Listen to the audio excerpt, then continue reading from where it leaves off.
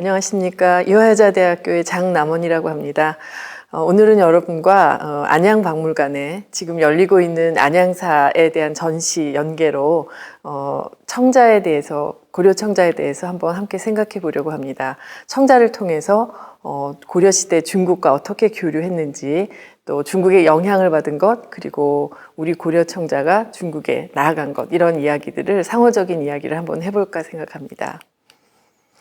안양사지 발굴을 통해서 많지는 않지만 여러 점의 도자기들이 수거가 됐는데요. 그 중에는 안양사 이전, 즉 중초사라고 생각되는 그 시기에 사용했을 거로 생각되는 통일신라 시대 도기류 몇 점이 발견된 바가 있습니다. 보시면 색깔이 어둡고 굉장히 거칠은 질감을 가지고 있고 전형적인 주름무늬 또는 나지막한 그 은행알 모양의 병 같은 것들이 포함되어 있습니다. 중국에서 수입된 청자와 그리고 고려에서 제작된 완 같은 것들이 함께 섞여 있는 것을 볼 수가 있습니다. 이 청자류만 가지고도 이 사찰이 대략 언제부터 이 지역에 있었고 활성화되고 있었나 하는 것을 알 수가 있는데, 왼쪽에 보시는 그 중국산 도자기들은 한 10세기 정도 혹은 그 이전 바로 직전에 중국으로부터 들어온 것들이고요. 오른쪽은 한 11세기 고려에서 제작된 것입니다. 그러면 언제부터 국내에는 이런 중국산 도자기들이 나타나고 있을까요? 물론 시대를 거슬러 올라가면 아주 오래되지만 자기류, 즉 청자 혹은 백자라고 생각하는 것들이 발견되기 시작하는 것은 대략 삼국시대 초기부터입니다. 한성 백제기부터 벌써 중국으로부터 들어온 청자들이 유적에서 사용되고 있었는데요. 특히 항아리에 동전 무늬가 찍혀 있다거나, 또는 아래 보시면 그 벼루의 다리 부분인데 좀 색깔은 그 유약이 벗겨지긴 했지만 국내에서는 아직 제작할 수 없었던 그런 도자기들을 볼 수 있습니다. 또 원주의 법천리 고분 같은 데서는 전혀 본 적이 없는 양 모양의 청자가 나타났는데, 이게 어디서 나온 건가 하고 보니까 왼쪽에 중국의 강소성 지역에서는 굉장히 많이 제작돼서 당시 무덤에 함께 부장하던 그런 물건이에요. 근데 정수리 부분에 구멍이 있어서 거기에 이제 초를 꽂아서 무덤 안을 밝히는 그런 용도로 사용했을 거로 추정합니다. 실제로 이제 본격적으로 생활 속에서 좀 더 많은 양의 중국산 자기들이 보이는 것은 아마 신라가 아닐까 생각돼요. 신라시대. 특히 수도가 있었던 경주 지역, 그리고 경주에서도 가장 중심지라고 생각되는 왕경유적 일대를 살펴보면 거기선 지금 보시는 것 같은 청자, 그리고 백자로 만들어진 완, 발, 기타 생활용품 같은 것들이 발견되는데, 주로 많은 비중을 차지하는 게 완이나 혹은 발 같은 음료를 마시거나 먹는 그런 용도의 그릇들이었습니다. 도대체 저 중심지에 가장 신분이 높고 그리고 또 부유하고 그리고 가장 선진적인 문물을 받아들이고 있던 저 사람들의 생활터전에서 왜 중국제 도자기들이 발견된 걸까요? 경주의 배동에서는 그러니까 뼈를 화장하고 그것을 추려 담은 고로를 발굴했는데, 그 뚜껑을 열어보니까 그 안에 뭔가 반짝이는 물질이 이제 들어있었죠. 그걸 꺼내보면 위에 뚜껑이 덮여 있고 아래쪽엔 항아리로 되어 있는데요. 그게 본래 뚜껑인 게 아니라 완이라는 물건, 즉 무언가를 담아서 먹고 마시는 데 사용하던 그릇인데 그것을 뚜껑으로 재활용한 것이죠. 자세히 살펴보면 위에 뚜껑으로 사용된 것은 그 중국의 월주에서 제작된 다완이고요. 아랫부분에 항아리에 그 뼈를 담았던 그 항아리 부분은 호남성 장사라는 곳에서 제작한 청자입니다. 근데 중국에서 저 완과 저 항아리가 어떤 용도로 유통됐나 하는 것을 살펴보면, 항아리는 주로 차 잎을 담아서 국내, 그러니까 중국 내 그리고 국외로 수출할 때 사용하던 그릇들이고, 위에 있는 다완은 차를 마시는데 음용하기 위한 그런 도구로 쓰였던 것을 알 수 있습니다. 이 그릇들이 어떤 목적으로 국내에 들어와서 사용되다가 누군가가 돌아갔을 때 그것이 용도를 바꿔서 이제 화장 골호로 사용된 그런 사례인 것이죠. 지금 보시는 그림은 궁악도라고 하는 당나라 시대 궁궐에서 여인들, 즉 악기를 연주하는 여인들이 이제 테이블에 모여 앉아서 한때 쉬면서 악기도 연주하고 음료를 마시는 그런 장면을 그린 건데요. 현재 남아있는 것은 이제 송대 모사에서 그린 그림입니다. 그런데 여기 보면 그녀들 앞에 모종의 그릇들이 여기저기 이렇게 놓여 있거든요. 그래서 저 사람 앞에는 아마 청동으로 만든 걸로 추정되는 그 접시가 있고, 그리고 또 다른 여인들은 손에 뭔가를 이렇게 들고 있거나 또는 앞 테이블에 그릇이 이렇게 놓여 있는데 그게 뭔가 하고 보니까 바로 다름 아닌 청자로 제작한 다완이었습니다. 섬서성에 범은사라는 그 사찰이 있는데 그 안에 이제 탑이 있거든요. 근데 그 탑은 부처님의 진신 손가락 사리가 봉안되어 있는 탑인데 그 탑이 벼락을 맞아서 이제 무너진 적이 있습니다. 그래서 그 안을 전부 발굴을 하게 됐는데 그 발굴하는 과정에서 굉장히 여러 가지 청자나 혹은 뭐 금속기 등등의 많은 그 공약물들이 나왔거든요. 근데 그 중에서 지금 보시는 것 같이 유리로 만든 다완도 발견됐어요. 그러면 청자, 백자, 유리, 뭐 금은기는 물론이겠죠. 여러 가지 재질로 지금 음료, 즉 우리가 추정하기엔 지금 아마 차가 아닐까 싶은데 그런 것들을 사용하고 있었다, 음용하고 있었다라는 얘기죠. 뿐만 아니라 검정색 다완들도 이제 송대로 들어가면 유행을 하게 되는데 청자뿐만 아니라 이런 검정색의 다완까지 사용되고 있었다 이런 거죠. 그러면 결국 중국에서 당으로부터 송에 이르는 시간 동안 여러 가지 재질의 색깔도 여러 가지 다양한 것들의 차를 마시는데 이때 차의 종류도 여러 가지였을 거고 그것을 선택적으로 골라서 취향, 기호 뭐 이런 거에 맞추어서 썼을 것이라고 생각합니다. 지금 보시는 왼쪽에 있는 것들은 고려에서 만든 청자 다완들인데 이런 것이 일본 유적에서 적지 않게 발견됩니다. 다시 말하면 중국 그리고 일본 그다음에 한국 모든 이 동아시아의 여러 나라들이 도자기 즉 청자 혹은 백자 같은 것들을 가지고 차를 마시는 그런 하나의 문화권 속에 들어와 있었다라고 볼 수 있는 것이죠. 자, 이렇게 외국 것을 가져다 쓰기만 하던 시간이 지나고 얼마 안 있어서 한 10세기 전반경이라고 생각되는데요.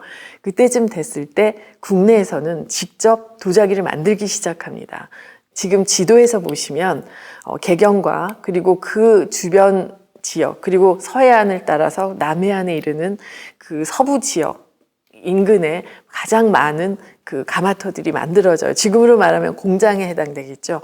고려의 개경을 중심으로 해서 뱃길을 이용해서 배에다 싣고 생산지에서부터 도자기를 실어 나르는 그런 해상 운송이 굉장히 발달돼 있었기 때문에 그런 게 아닌가 싶습니다.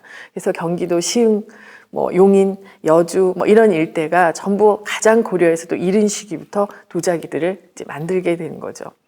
그 중에 발굴이 이루어졌던 시흥 방산동의 경우를 살펴보면 굉장히 긴, 지금까지 우리나라에서는 본 적이 없는 가장 큰 규모의 가마가 발견됐어요. 그리고 심지어 그 가마를 벽돌로 쌓아서 만들었던 그런 흔적을 볼 수가 있었는데 그 자기가마 옆쪽을 지금 사각형으로 표시한 부분을 한 번 더 파서 확인을 해봤어요. 그랬더니 그 지하 부분에서 약간 비뚤비뚤한 고구마 형태의 지하굴식 가마가 나온 겁니다. 그리고 거기서 뭐가 나왔냐면 우리가 잘 알고 있는 신라에서 고려에 이르는 시기에 제작된 전형적인 한국식 도기들이 생산되고 있었습니다.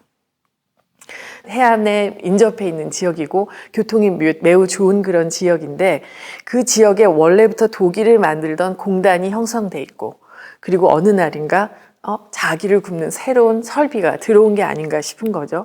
왜냐하면 그 경계 부분에 노란색으로 표시된 부분을 한번 이렇게 절개를 해서 단면을 봤거든요. 그랬더니 아랫부분에서는 바로 이런 도기들이 나오고 위쪽에 자기가 쌓여 있는 것을 볼 수 있었습니다. 그리고 도기와 자기가 쌓인 그 사이에 어떠한 시간적 휴지기가 없이 바로 이어서 제작이 이어지는 걸 확인했거든요. 실제로 보니까 시흥 방산동이나 용인설이나 이런 지역에서 청자 그리고 뿐만 아니라 백자도 같이 만들어지는 거예요. 고려에서는 같은 가마에서 청자와 백자를 같이 굽기 시작합니다. 물론 시간적으로 청자가 살짝 빨랐지만 곧 이어 백자 가마가 백자 제작이 이어지거든요. 생김새를 보면 전부 다 발, 완 같은 음료를 마시는 그릇들이 대부분을 차지하고 있죠. 우리가 이런 그릇들을 뭐라고 부르냐면 옥벽저 완 혹은 해무리굽 완 이렇게 부릅니다. 왜냐하면 그 도자기의 굽바닥 형태가 지금 보시는 것처럼 굉장히 둥글고 납작하게 일정한 접지면 이렇게 넓은 접지면을 가지고 있어서 그 모양이 마치 옥벽 옥으로 만든 그 벽이라고 하는 물건과 같다. 혹은 한국 사람들은 이제 옥벽이라는 물건을 사용하지 않으니까 해무리 해 주위에 이렇게 생기는 자연 현상인데요.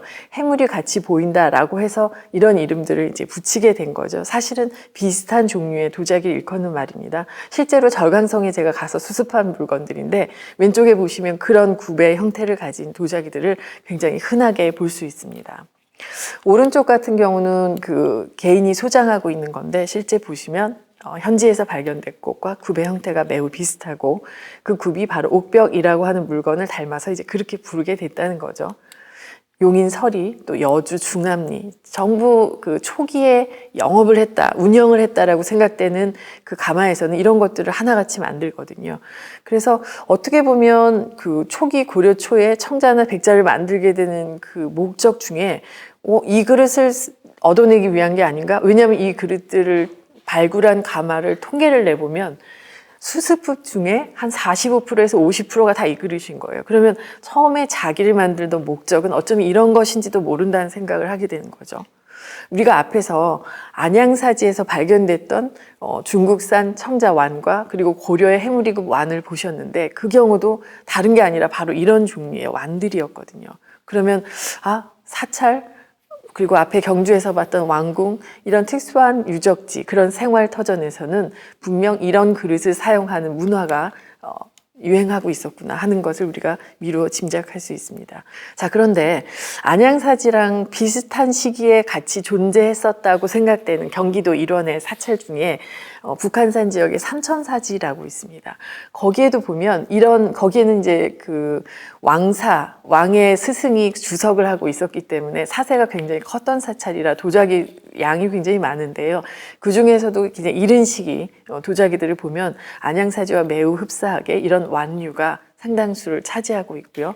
고려가 새로 건국을 하고 그리고 이제 나라의 기틀을 잡고 여러 가지 새로운 도자기들을 필요로 할 때 그 무렵 중국에서는 이제 새로 거란이 요 나라를 세우고 또 저쪽에는 송나라가 있고 여러 나라들이 이제 서로 그 힘이 팽팽하게 대치하는 상황에서 도자기를 유사한 것들을 사용하는 이런 동일한 문화권 속에 같이 호흡하게 됐다라는 것을 확인해 볼 수 있습니다.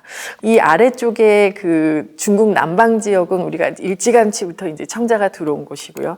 그 저 위에 보이시는 그 요나라라고 써 있는 지역에 있는 그 중심지는 새로 요가 건국하면서 고려랑 비슷한 시기에 요가 건국하면서 중심지가 된 곳이거든요. 그 중에서도 오래전에 발굴했지만 새삼스럽게 주목한 유적 중에는 그 경릉, 요나라 황제들의 무덤들이 함께 있는 경릉이라고 지칭되는 곳 중에 동쪽 능에서 나온 것들 중에 해무리 완이라고 생각되는 밑이 넓고 그리고 두툼한 그런 접지면을 가진 그런 도자기들이 함께 포함되어 있어서 제작 시기 그리고 이것들이 사용된 시기 이것이 고려와 매우 흡사하다는 것을 알 수 있습니다. 그래서 다시금 고려의 건국 시기에 고려도 그러하지만 요나라도 이러한 것들을 사용하면서 뭔가 생활 속에서 이런 그릇들을 쓰는 문화가 함께 이렇게 퍼져나가고 있었구나 하는 것을 알 수 있습니다.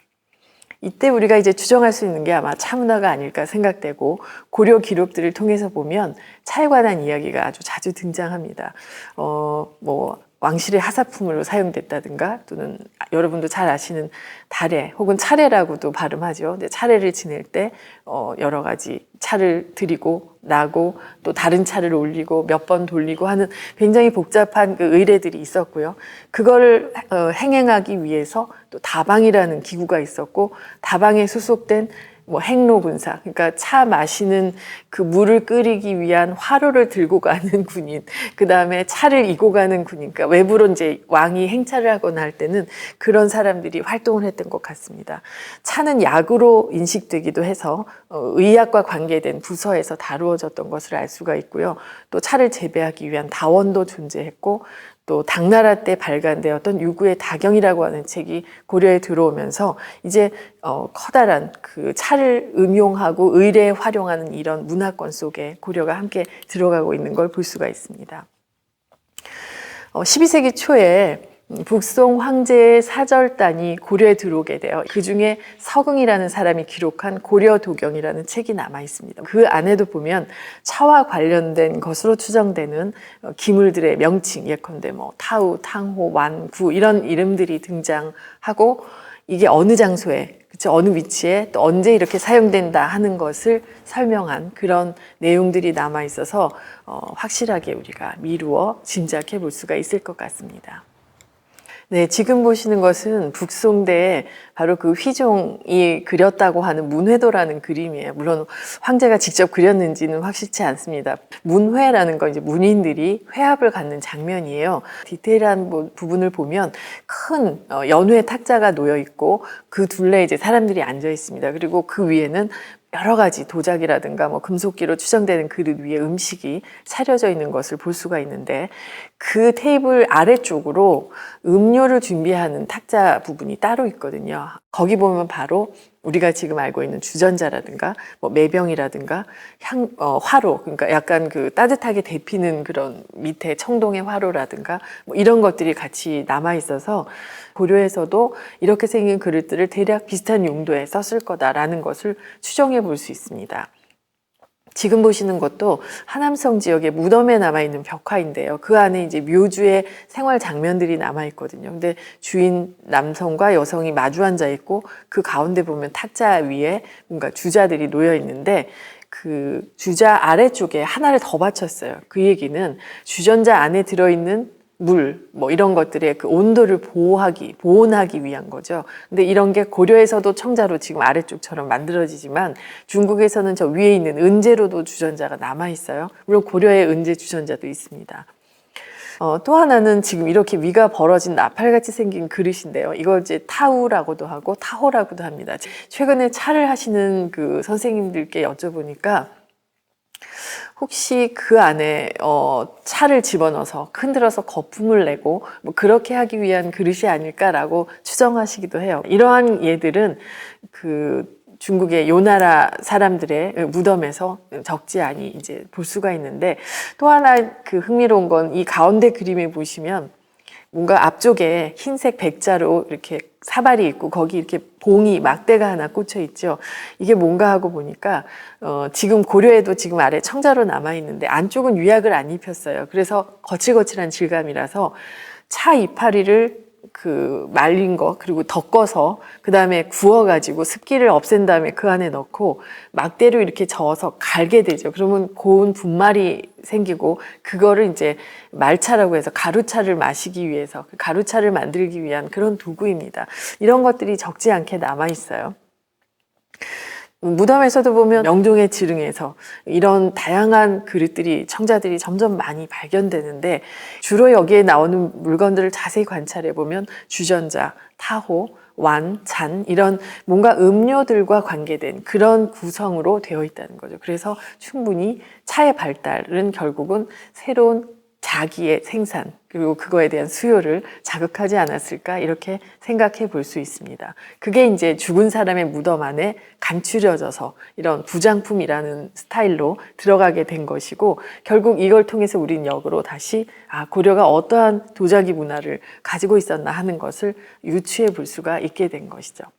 자, 이 경기도 일원에는 굉장히 중요한 또 하나의 유적이 있는데 해음원지라는 곳이에요. 이 해음원지는 왕실에서 그 해음사라고 하는 사찰을 만들었고 또 그 옆에 원이라 그래서 왕이 궁 밖을 나와서 지역을 행차할 때 묵어가는 일종의 왕실의 숙박 기관 같은 곳입니다. 그러니까 왕실과 직접적으로 연관되고 특히 이 해음원지는 처음에 인종 황제와 그의 그 왕비가 이렇게 후원을 해서 융성하게 된 곳이라서 규모가 굉장히 큰 그 건물질을 가지고 있습니다. 근데 거기서 굉장히 좋은 질의 도자기도 발견이 됐는데 고려에서 제작한 이런 다완이라든가 여러 가지 청자 외에 지금 아래쪽에 보시면 그 흰색 그리고 가운데 여러 가지 좀 짙은 색깔의 청자가 보이죠. 왼쪽에 흰색은 중국산 백자이고요. 그리고 오른쪽에 그 푸르게 보이는 거는 중국 요주요라든가 이런 데서 제작한 청자입니다. 자, 고려가 이제 충분히 자기를 만들 수 있는 상황이 됐는데 그럼에도 불구하고 적은 양이지만 중국으로부터 여전히 청자, 백자 이런 것들이 들어오고 있었고 그 중에서도 특히 백자는 중국이 훨씬 더 잘 만든 완성된 상태에 지금 기술적으로 도달해 있는 상태였기 때문에 고려 입장에서 보면 어떨까요? 우리가 청자는 충분히 잘 만들고 있기 때문에 우리에게 조금 부족한, 즉 백자 부분을 주로 수입을 하고 청자는 주로 고려 것으로 조달하는 약간 그러한 어떤 판세를 보인다고나 할까요? 그래서 청자는 청자대로 계속 발달하지만 여전히 한쪽에서는 백자가 새로 들어오고 있고 또 그런 것에 대한 영향 관계가 고려 도자기에 다시 나타나는 걸 볼 수 있어요. 여주에 있었던 원향사지라는 사찰 역시 고려 초기에 중요한 사찰이었는데 여기도 보면 뭐 요주요라든가 그리고 뭐 경덕진 이런 데서 정요 이런 데서 들어온 중국의 백자와 청자들이 함께 나타나는 것을 볼 수 있습니다. 자, 우리가 고려 청자 그러면 물론 오늘은 이 교류를 중심으로 살펴보는 시간이긴 하지만 여러 가지 색깔들의 청자들을 여러분 떠올리실 거예요. 사실 어디서부터 어디까지가 청자야라고 물어본다면 그냥 외모만 가지고 외형만 가지고 알아채긴 상당히 어렵습니다만 성분을 분석해 본다든지 하면 지금 보시는 게 다 우리가 청자라고 얘기해요. 놀라운 얘기죠. 저렇게 어둡고 갈색인데 혹은 저렇게 비색이 아름다운데 저게 다 같은 청자야? 라고 반문하실 수도 있겠는데요. 왼쪽에 두 개는 좀 철분이 많고 또 굽는 환경이 상당히 산화됐거나 이럴 경우에 저런 색이 나올 수 있고요. 오른쪽으로 가면 이제 점점 그 가마 안에서 분위기가 환원이 돼서 약간 그 성분 즉 흙이나 유약에 들어있는 철 성분 같은 것들이 환원되면서 무채색이 되거든요. 그래서 우리가 아는 바로 그 비색을 만들게 되는데 점차 처음에는 중국으로부터 어떤 특정한 기종 그리고 그것의 청자라는 것의 그 기본적인 질 이것을 채우는데 굉장히 급급했다면 시간이 지나면서 고려는 이제 한 단계 더 뛰어 올라서 아주 아름다운 비색이라든가 그 안에 들어간 다양한 장식들을 가하게 됩니다. 가장 대표적인 그러한 증거는 고려 도경에 많이 남아 있어요. 그래서 뭐 고려 사람들이 푸른색 도기를 귀한 걸로 치고 그리고 이거를 뭐 비색이라고 부른다든가 또 자기들의 사신들이 왔을 때 이거를 내놓았다든가 그래서 비색이라고 우리가 부르는 이 용어를 여러 군데서 이제 발견할 수가 있고요.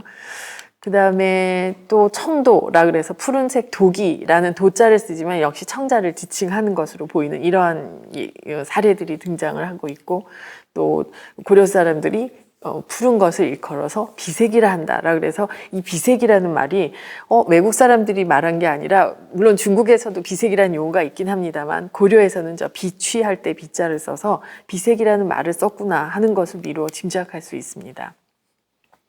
이러한 고려 청자에 대한 중국인의 평가는 시간이 좀 더 흘러서 태평노인 사람이 쓴 수증금이라는 글에서도 나타나는데요. 여기는 이제 뭐 세계에서 그러니까 이 세상에서 즉 그들이 생각하는 이 그 중국이 중심이니까 중국과 그 주변 여러 나라들을 통해서 가장 좋은 천하에 제일 가는 물건들을 쭉 열거한 항목에서 고려의 비색이 청자 중에서는 가장 뛰어나다라고 이제 지칭을 하고 있어서 그걸 우리가 지금까지도 고려비색 천하제일 이런 말을 계속 되뇌이는 것은 바로 이미 동시대 중국인들의 평가였다라고 볼 수가 있죠. 실제로 문양이 없는 이런 청자들을 보시면 이 보시는 건 한 11세기 정도부터 시작해서 그 이후에 대략 이런 빛깔들을 띠게 되는데 굉장히 뽀얀 유약과 그리고 두툼한 유약층 안에서 빛이 산란하면서 아주 깊이감 있는 아름다운 비색을 띠거든요. 그래서 이런 것들이 이제 거의 중국인들이 따라할 수 없을 정도 수준까지 올라가는 게 고려의 그 기술력이라고 할 수가 있겠습니다. 근데 여기에서 그치지 않고 여기에 뭐 음각으로 조각칼로 그림을 그리거나 이때 그림은 뭐 여러 가지 문양이 있어요. 뭐 식물도 있고 동물도 있고 동물 중에서도 뭐 용이라든가 이런 게 있는가 하면 무슨 새 종류, 앵무 같은 이런 것들도 있고 그래서 굉장히 당시에 유행했던 화제, 즉 그림의 소재라든가 또 사람들이 선호했던 이런 어떤 공예의 디자인 같은 것들이 이런 음각 문양들로 많이 오랫동안 사용되고 있는 걸 볼 수가 있고요.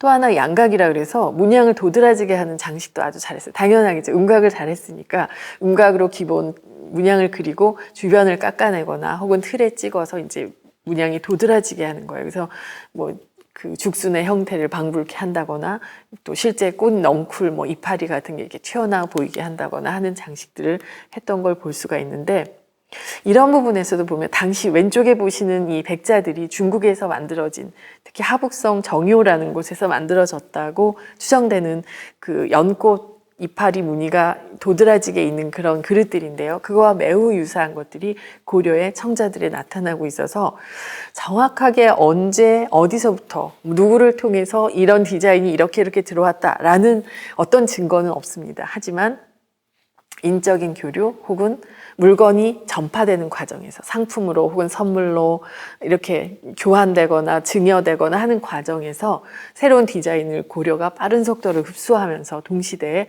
뭐 백자에 유행하던 걸 청자에다가 구현을 한다거나 하는 식으로 바로바로 흡수하지 않았나라고 생각됩니다. 이 중에서 되게 흥미로운 건 바로 이 압출양각이라는 건데요.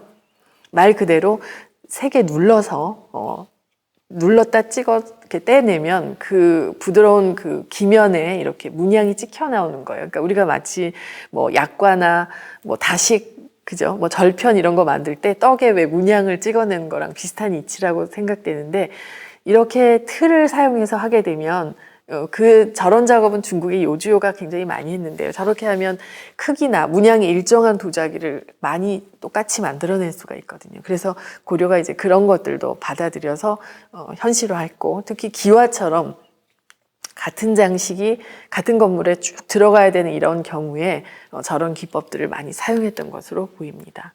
뭐 뿐만 아니라 아주 이게 가장 고난도인데, 칼로 일일이 새겨서 뚫어서 이렇게 바람이 통하게 하는 건데, 뭐 쉽지 않아라고 생각하시지만, 약간 젖어 있는, 그러니까 완전히 구워지지 않은 상태의 그릇에 저 조각칼로 저렇게 새기는 건 굉장히 어렵고, 또 저게 가마 안에서 찌그러지지 않고 구워지는 것도 매우 어려운 일이죠.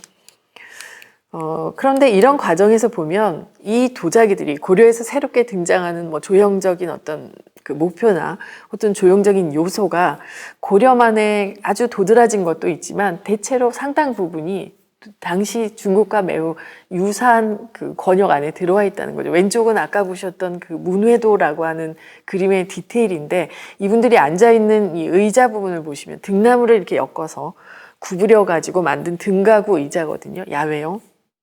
근데 고려에서는 청자로 그 모양을 번안해서 자기로 만든 거예요. 그래서 저거를 아마 뭐 어떤 정자라든가 이런 마당의 야외라든가 뭐 이런 그 홀 같은 데 놓고 쓰지 않았을까라고 추정하는데, 재질은 청자로 바뀌었지만 모양은 저기서 가져온 게 아닌가라고 생각돼요. 특히 고려도경에 보면 아마 그런 것 중에 하나를 본 것 같아요. 그래서 산예 출향이라는 대목이나, 산예가 향을 뿜고 있다. 산예는 사자처럼 생긴 그런 동물인데, 단지 속성상 용의 아들이라서 손에 여의주를 가지고 놀고 있거든요. 그런데 이제 그게 항상 불가에서 놀아요. 그래서 이런 화로의 뚜껑이라든가 뭐 그런 거에 금속이나 도자기로 중국에서도 많이 활용되는데, 이게 고려에서 제작된 사례를 볼 수가 있고, 역시 산예의 형태니까 산예라고 하는 게 동물의 모양이겠죠. 결국 상형인 거고, 근데 이것이 아주 이제 잘 만들어졌다라는 그런 것들을 이제 어필하고 있습니다. 그럼 이런 상형물들이 고려 혼자서 생각해서 아주 독자적으로 만들어낸 것일까요? 그런 것도 있겠지만 다 그렇지는 않다고 보여지는 게 바로 이런 대목입니다. 지금 왼쪽에 보시는 거는 고려 청자의 향로에 올라갔던 뚜껑과, 그리고 그 장식으로 사용됐던 원앙의 형태인데, 뚜껑에 위판하고 원앙하고 몸이 붙어있고 그 사이가 뚫려 있어서 아래 향을 피우면 그 향 연기가 몸을 통해서 입을 통해 나가게 돼 있어요.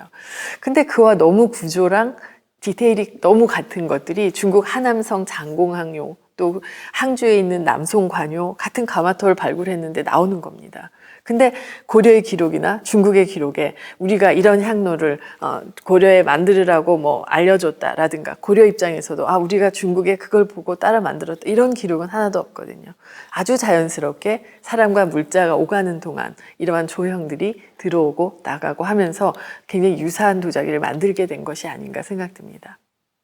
이후 고려 후기로 가면 화금청자라는 것들도 만들게 돼요. 다 잘 만든 후에 겉면에다가 금을 덧입혀서 더 화려하게 장식을 하는 그런 경우고, 이건 많지는 않지만 고려사 그 조인규전 같은데 이제 원나라 사신 갈 때 이걸 만들어 갔던 그런 기록이 있습니다. 여러분들이 고려 제일 친숙하게 생각하시는 게 비색자기, 그다음에 상감청자 이런 게 아닐까 싶은데요.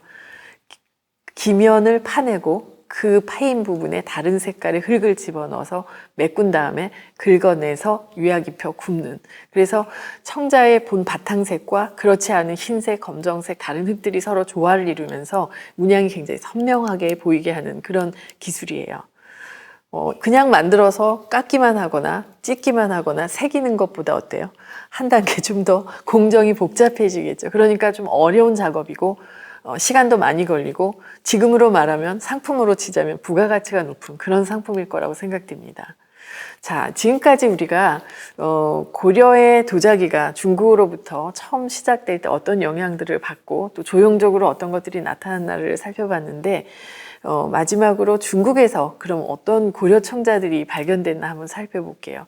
상호적인 거잖아요. 물론 기술적인 영향, 그리고 많은 조형적인 부분, 그리고 그것을 사용하는 어떤 예컨대 뭐 차를 마시는 방법이나 이런 것들은 상당한 영향을 우리가 받는 입장이었을지 모르지만 중국은 중국대로 아까 기록에서 보셨듯이 천하제일비색 이라고 불렀던 고려 청자를 알고 있었고, 그리고 그러한 것에 대한 사람들의 칭송이 계속되었기 때문에 뭔가 고려 청자를 가져갔을 거라고 생각합니다. 실제로 하북성에 남아있는 그 유명한 사천택이라는 사람의 무덤에서는 이 사람이 이제 그 지역에서 굉장히 그 위세가 있는 사람이었고 또 고려와도 인적인 관계가 있는 그런 사람이었어요. 근데 그 무덤에서 보면 이런 고려의 상감청자가, 아주 커다란 상감청자가 발견됐고 그것과 함께 뭐가 나오냐면 이런 뚜껑이 나왔거든요. 근데 이 뚜껑은 어떤 기물의 뚜껑이냐면 지금 보시는 이런 항아리의 뚜껑인데, 이 항아리는 우리가 잘 알고 있는 그 신안선에 실려 있었던 그 항아리인데요. 그것과 같은 형태의 그릇의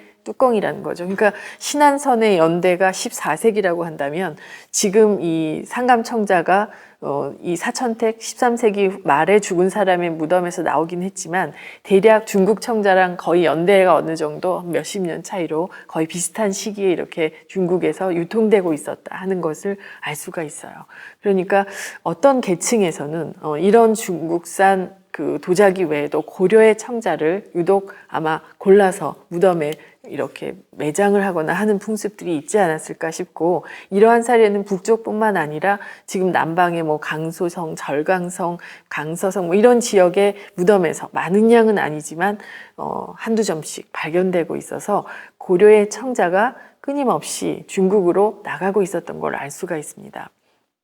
네, 기록을 통해서 보면 13세기나 14세기에 여전히 계속해서 고려와 중국 간의 도자 교류가 있었고, 특히 고려의 청자들이 절강 지방을 통해서 수출이라고 할까요? 상품으로 전래되고 있던 걸 알 수가 있어요. 그래서 공식적인 사료에는 뭐 청자 이런 기록들이 안 나오지만 절강의 지방지를 통해서 보면 고려 청자의 관세를 매기고 있었고, 지금 보시는 것 같은 그 14세기 정도에 해당하는 청자들은 상당히 비싼 관세를 물면서 중국으로 들어갔습니다.